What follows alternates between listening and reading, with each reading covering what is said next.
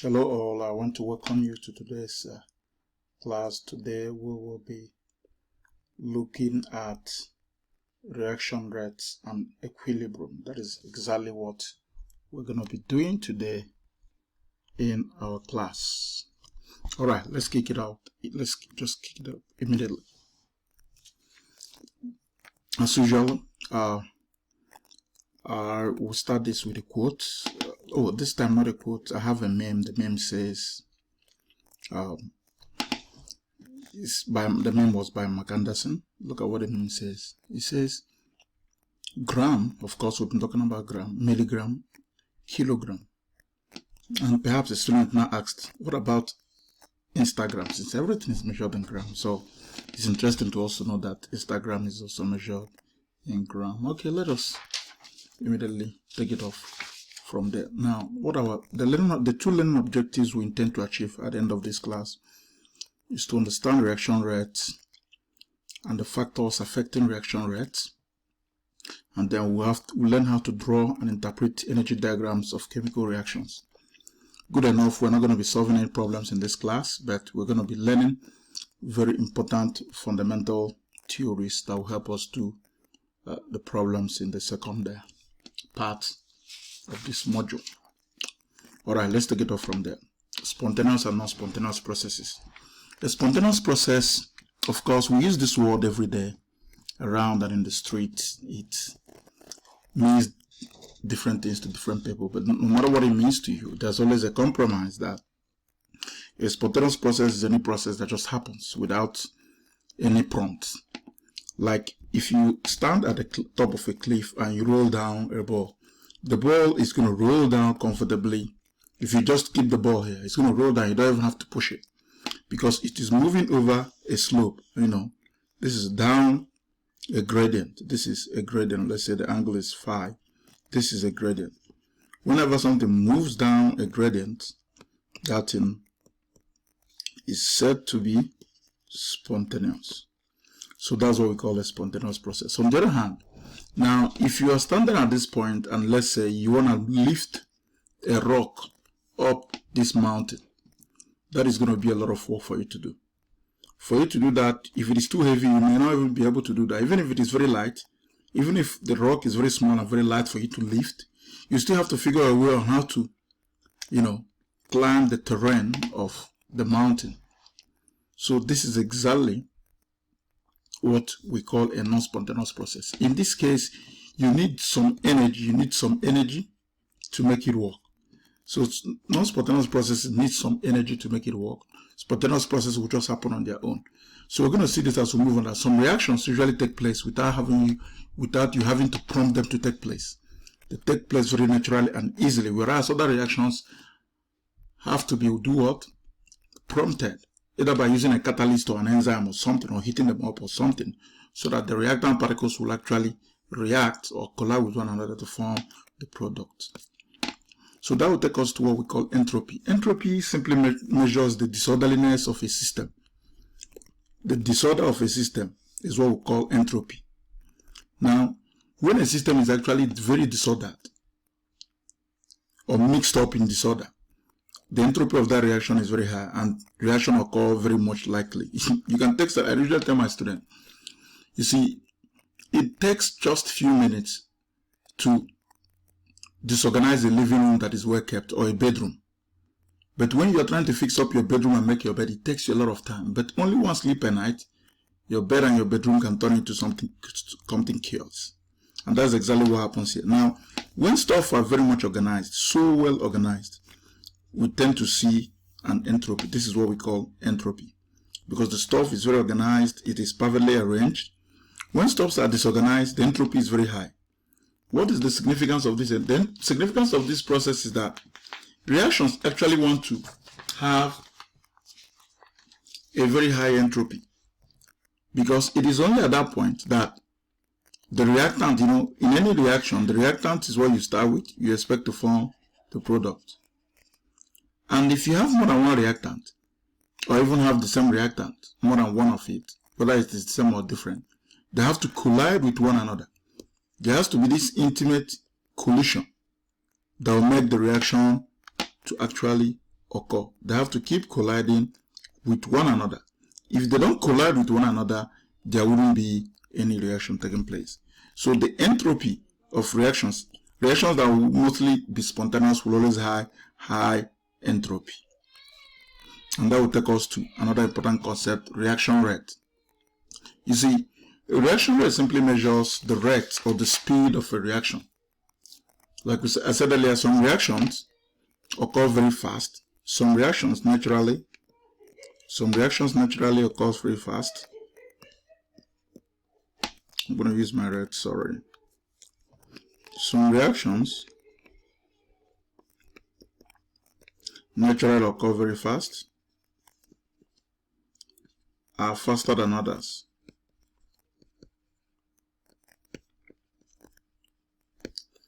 And what is happening here, of course, in the lab, we can easily estimate how much a reaction takes place or how fast it takes place by looking at now, if I have a reaction, let's say A is going to become B.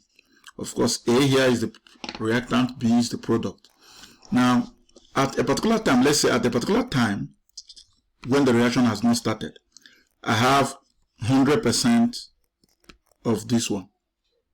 And let's say at time, let's say 1 second.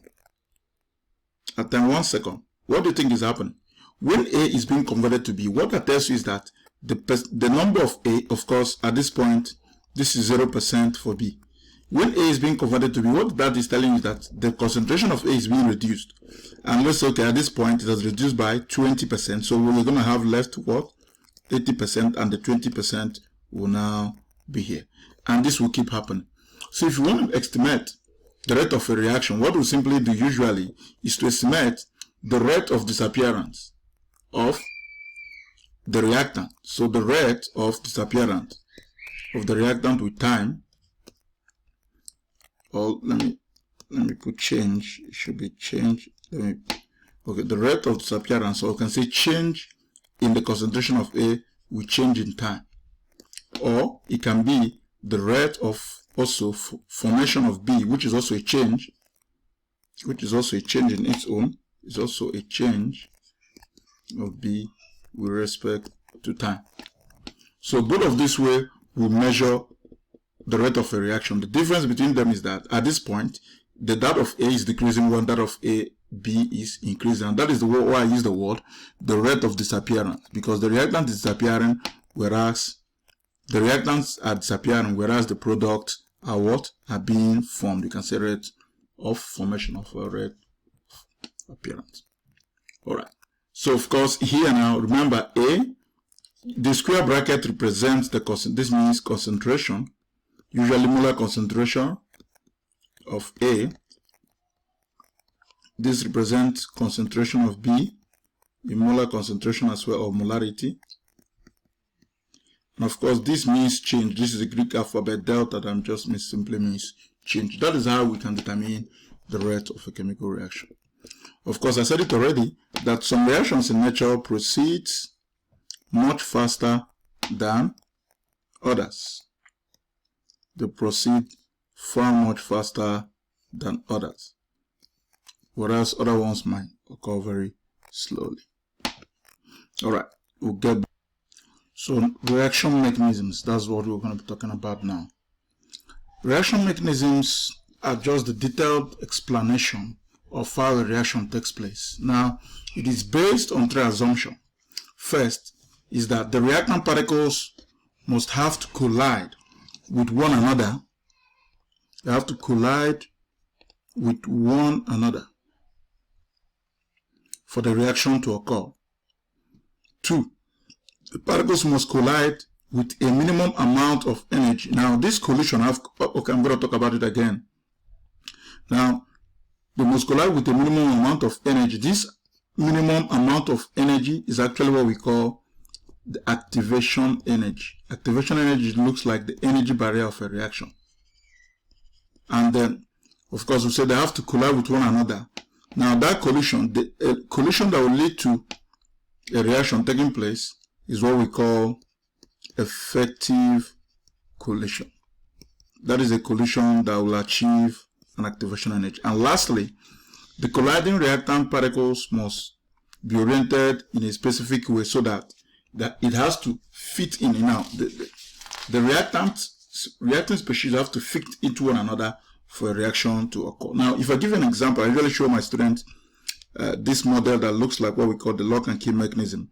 If I have reactant A coming to reactant B, and reactant B looks this way, if you look at the shape of these two, it looks complementary. So you can easily end up with what? With something like this. You can end up with this kind of structure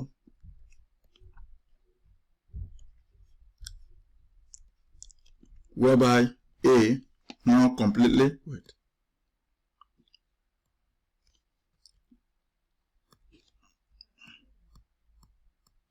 okay, I'm gonna make it look this way because this is this.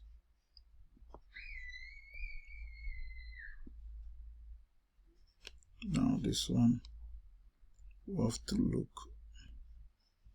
this way. I'm gonna use my eraser to deal with this. Good. So this is eventually what you're gonna get. At the end of the day, my drawing is not very perfect, but you're gonna get this. So this is your A and this is your B. And when you look at this, is a complementary fit. Now, so if I say this is A plus B, this is gonna form AB together. And this AB, we assume this is the product. So they have to be oriented. The orientation has to be complementary to one another for those reactions. So if any of these conditions are not met, the reactants are not going to be forming the product. So now, what is that activation energy? Activation energy can be defined in many ways. I usually tell my students, I like defining it as the energy barrier that the reactants have to cross, have to jump before they form the product. Now, what actually happens is that in activation energy, at that level of energy, the reactant that started the reaction will have their bonds broken and the new ones are formed. So if I draw a brief energy diagram, we'll show that with an energy diagram. I'll tell you what an energy diagram is. So if this is, start here with the reactant. I have the reactant at this point. It doesn't look good. I'm going to I think I can draw a better energy diagram. So we're going to do it this way. So this is the reactant, the product. That's what I got here, the reactant, the product. And then, now, if you look at this, I'm going to use my blue to do this. If you look at this now, the reactant started, of course, this is energy. And this is what we call the reaction progress. How far is the reaction going? How much is it proceeding? That's what this means. Now, the reactants are forming the product. But before they do that, they have to deal with this energy. Look at that. Let me use a different color now. If I use, let's say, yellow here, you find out that the reactants have to jump this energy barrier before they do what? They form the product. If they cannot jump this energy barrier, no reaction is going to form. So this energy barrier now that they need to jump is what we call activation energy. So I like telling students that activation energy is just the energy barrier that the reactant have to go through before they form the product. And if that doesn't happen, the reaction is not going to proceed. And in fact, and the peak of this barrier, at the peak of this barrier is actually what we call the activated complex or transition activated complex or transition state. But we're going to see this in the next few pages as we talk about the energy diagrams. So energy diagrams proper now. So what is an energy diagram? An energy diagram is a plot of the energy of a reaction versus the reaction progress, like I already told you. You're plotting it, how far does it go? Because a reaction starts, of course, every reaction wants to start from the product, not from the reactant. I need to rather full from the reactants. Every reaction starts from reactant and proceed towards the product. That's exactly what we see here. Now, but each of these starts at a particular energy. Now, there are two types on that basis of that definition. We're going to have two types of energy diagram. The first one is what we call the exothermic energy. In an exothermic energy diagram, how do we know the exothermic energy diagram? In exothermic energy diagram, if you look at this now, the energy of the reactant, look at this, the energy, this is the energy of the reactant. The energy of the reactant, so assuming this is your 0 and you are counting, let's say, to 100, right? That tells you that the energy here is lower than the energy here. So the energy of the reactant, okay, let's label it first of all. This is energy of reactant, because you're going to draw this for me in exam. This is energy of, oh God, what did I do? This is energy of product, please correct that. This is energy of reactant. Energy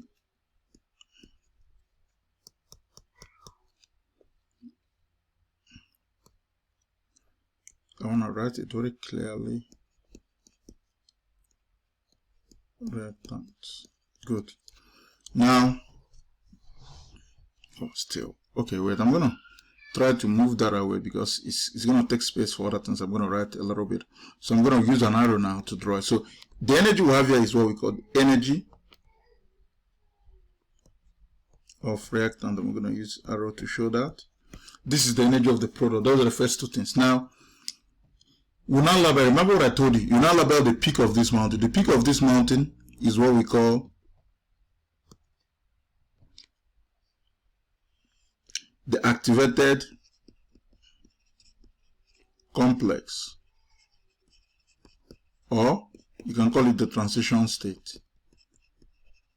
Now, what is happening here? This is where bonds are broken from the reactant and new bonds are formed for the product. Now, let's label the activation energy. Remember, this is the activation energy.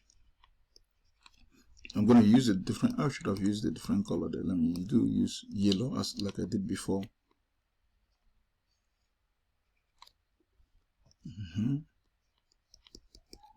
Now, this is what we call the activation energy. I'm going to activation energy. Now, so now we're not done yet. Now, if you look at this now, assuming here was, let's say 20 and here was 40, if you do the product, is always the product minus reactant. It's going to give you a negative value. So here, this change in the energy of the reactant and the energy of the product is what we call the what? Energy of the reaction, the heat of the reaction.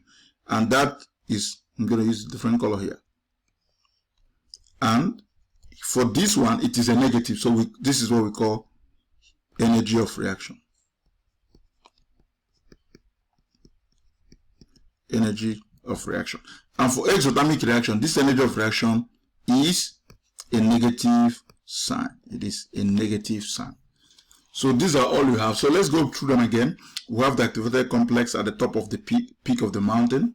We have the activation energy, the difference between that barrier that these guys must climb before they form the product. We have the energy of the product this way to the left, to the right, energy of the reactant to the left, energy of the product to the right, because the reactants are always to the left, the product always to the right.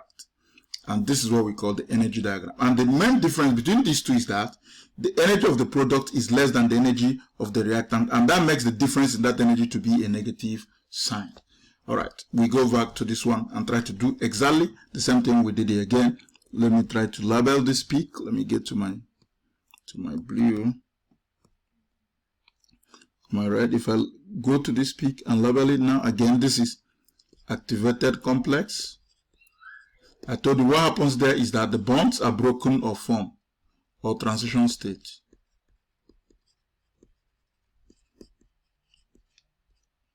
And then, now, if you look at this, this is changing. The energy of the reactant, look at it, this is energy of reactants. You see, the reactants are starting at a lower energy than the product. So this is energy of the product. So the products have more energy than the reactant. And that is what we call this an endothermic reaction. And if you look at the energy difference, let's look at the energy difference. If you look at what the energy difference gives you here, it gives you that heat of reaction I told you earlier. And this one is going to be a positive sign. In fact, this gives you a positive sign. This one will give you a negative sign. So then let's try to put our activation energy. So the activation energy of this reaction is going to be from here to here. So this is the activation energy This is the activation energy. I would have said EA like I told you earlier. And then this is what we call the heat of reaction. This is what we call the heat of reaction. I can put it anywhere. Let me see where I'm gonna have. Okay, I can make it. I don't want any line to cross. I can put it here. Energy of reaction. Energy of reaction. So this is how you label the reaction coordinates or the energy diagram for both exothermic. Now, if you look at this, the product has a higher energy than the reactant.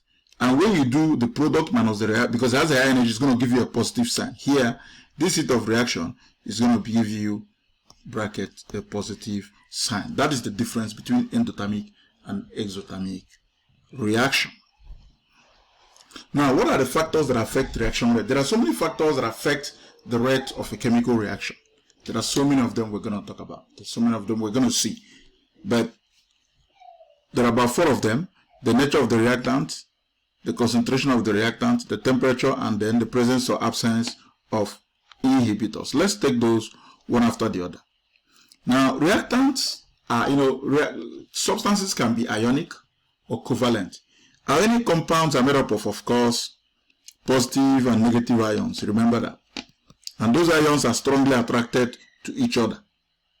Now, so substances that are made up of ionic compounds tend to react very, very fast without having to be prompted by any catalyst or enzymes. So they occur instantaneously and very fast for ionic compounds. On the other hand, covalent compounds occur really very slowly. Because these bonds are strong, the bonds between them are very strong. Those bonds need to be what? Broken first before new ones are now beginning to form. So molecules will always collide only because of their random motion, and all collisions, of course, will not lead to a chemical reaction. So those covalent bonds are strong and need to be broken first. And before they're broken first, the new ones are actually formed. That is going to slow the reaction down. Other things that we need to consider is the physical state of the substance. Now, of course, remember we say gases are the most energetic state of matter. Gases are the most energetic state. Now, what that simply means is that they move about so fast and they have a higher kinetic energy. And the higher the kinetic energy, what it means is that the higher the movement. And the higher the movement, what it simply means is that the higher the collision. And if they are colliding with each other very well and easily, what that simply tells you is that they are going to produce more reaction, and hence the reaction is going to be faster. There will be faster reaction. The reaction will actually be faster. That's exactly what that means, to be a faster reaction. Okay, we'll start talking about the nature. We finished talking about the nature of the reactant. So the next thing we're going to talk about now is, let's talk about that collision. Remember, I raised the issue of effective collision earlier. Let's try to talk about what that means. See, an effective collision is, remember I said, not all collisions, look at it, I said here, not all collisions, of course, will lead to the formation of a reaction. So effective collision is that collision that results to a reaction. So it has to be effective. So effective collision is a collision. Collision is one that results to a chemical reaction. And now, for a reaction to be effective, there are some conditions that has to be met for it to be effective. What are those conditions? Number one, for a collision to be effective, the following must happen between reactant molecules. Now, the reactant molecules must have a desired energy. So it must happen between two reactant molecules. 2, it must happen with the right amount of energy, and 3, it must happen with the right orientation. I remember earlier I explained the right orientation by showing you what we usually call the lock and key mechanisms between a reactant and a product. And then it must have the right energy. This energy, remember I told you, this is the minimum amount of energy the reactant must have in order to form the product. That is that energy barrier that must climb. And then that collision must be between the reactant, between those two desired. Now, for you to form a particular reaction, there are 2 reactants that have to come together for it to form that chemical reaction. So it doesn't have to be between 2 species that are unrelated. So if all these conditions are actually met, a reaction is going to occur effectively, and that collision that they achieve is what we call the effective collision. Because not all collisions are going to lead to the formation of a chemical reaction. Now, concentration effect. Concentration effect is like, I usually tell students, consider where you have overcrowding when people are watching football matches. You see, when reactants are so overcrowded, when you have too many increase in reactant concentration, means they are more crowded. They are more crowded. And if they are more crowded, what happens? Now, they won't have any space between them. So what it means is that there will be increase in collision. And when there is an increase in collision, what it automatically leads is that the reaction is going to actually happen very fast. And the opposite is going to be what happens when you reduce the concentration of the reaction. So increase in concentration of the reactant will increase the rate of chemical reaction, because they're going to be too close to each other and they're going to collide so much more, and that will lead to the formation of more product. Temperature. Now, of course, remember, according to the kinetic and molecular theory, let me just say temperature first. Temperature, kinetic energy is actually proportional to temperature in Kelvin. What that simply tells you is that the higher the Ke means there is leads to increase in speed. And the increase in speed, of course, what leads to this is it also leads to increase in temperature. And increase in temperature will make these guys, because they're already moving about, they will produce more collisions. And the more the collisions, the faster a reaction taking place. So increase in temperature of a system increases the average kinetic energy and the internal kinetic energy of those molecules. So increase in the velocity will, of course, increase the number of molecular collisions that take place in a fixed amount of time, and that will hence increase the reaction rate. So greater kinetic and internal energy of the colliding molecules will enable larger fractions of collisions, particularly effective collisions, as they provide necessary activation energy of the reaction to occur.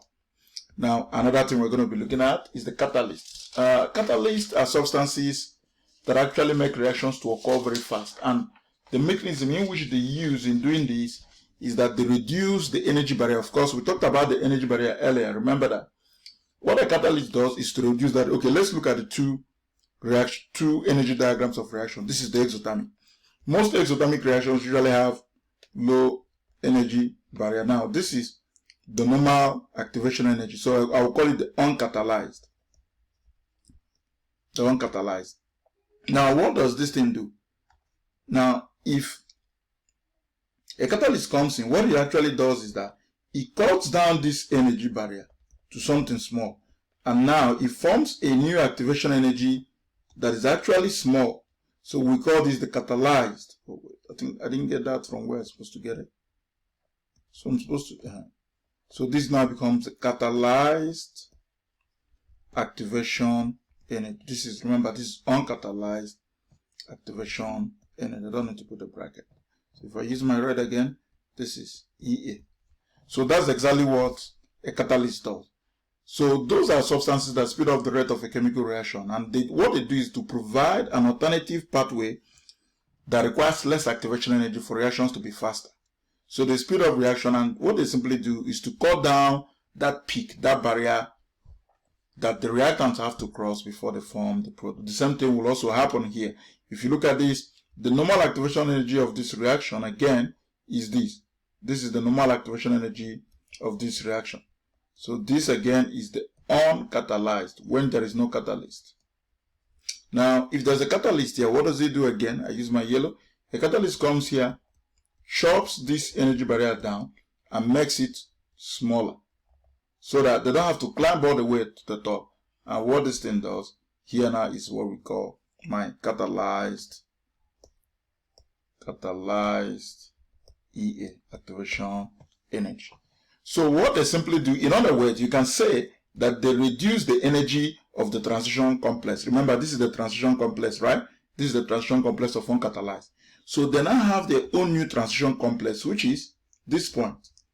So they also, you can, in other words, if you don't want to say they reduce the energy of, they reduce the activation energy, they cut it down. You can also say they reduce the energy of the transition complex and form a new transition complex, which is the new peak that the reactants have to climb before they form the product. And that peak is usually a lower peak than what was originally there. That is exactly how they do their job. Now, the next thing we need to look at is the opposite of catalyst. Of course, catalysts have the direct opposite. The direct opposite of catalysts are what we call the inhibitors. Inhibitors are substances that decrease the rate of a reaction. And in fact, what they do is the exact opposite of